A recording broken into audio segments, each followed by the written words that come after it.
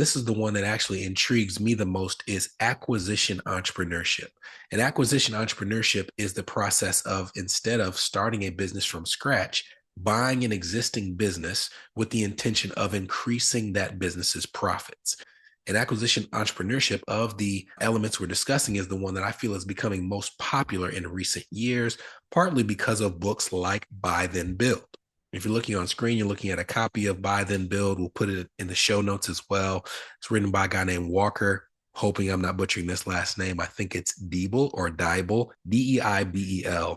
And he is a professor of entrepreneurship who also has acquired and sold several businesses in various industries. And the concept of acquisition entrepreneurship is there is a lower risk in buying an existing business that has an existing client base than there is in starting a business from scratch. And the success rate is significantly higher than starting a business from scratch as well. And in deciding to become an acquisition entrepreneur, you're looking at a business opportunity that you're hoping you can increase in value because you have presumably a skill set in the areas of places like sales, marketing, operations, and logistics that can be that missing piece that can lead to a lever of growth or additional growth for the business that you're purchasing. So you're buying something that's worth $1 million. You're hoping that because of that skill set, you can increase its value to $2 million or $5 million or $10 million. And you can either live off of those increased earnings or eventually sell it yourself.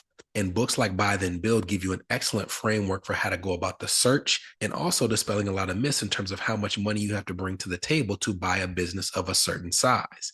As an example, in the book, they mention that 80% of small businesses are sold for under $1 million. And while that sounds like a lot of money, let's break down what that means in terms of what you could potentially be earning as the business owner who's buying that business, and also what it would cost in order to buy that business as well. So typically, if you have a business, the valuation or the sales price is going to be based on some multiple of the earnings that the owner is actually receiving. In the book, they refer to it as seller discretionary earnings. Some people refer to it as net profits. But the concept is you may have a business that is generating multiple millions in sales, but you want to have an idea of what the owner is actually taking home. So maybe it's generating $3 million in sales, but the owner is bringing home $250,000 a year. Those are the seller discretionary earnings. So let's say, for example, that you're buying a business for $1 million, but the seller discretionary earnings of that owner are $250,000 a year. So you're basically buying 4 years worth of pay for the owner, and the business profit could mean that they are generating much more in revenue. So for example, if the seller discretionary earnings are 10% of revenue, then that means that that person is bringing home $250,000, but the business is producing $2.5 million in revenue. So we have $1 million business that we're buying that's generating $2.5 million per year in sales.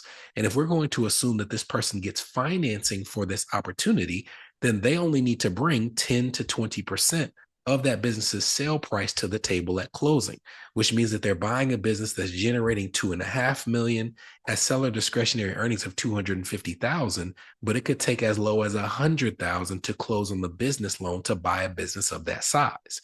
And when you break it down in that way, it starts to open up people's eyes to say, oh my goodness, I could buy a business, and it doesn't have to be a business that's worth $10,000.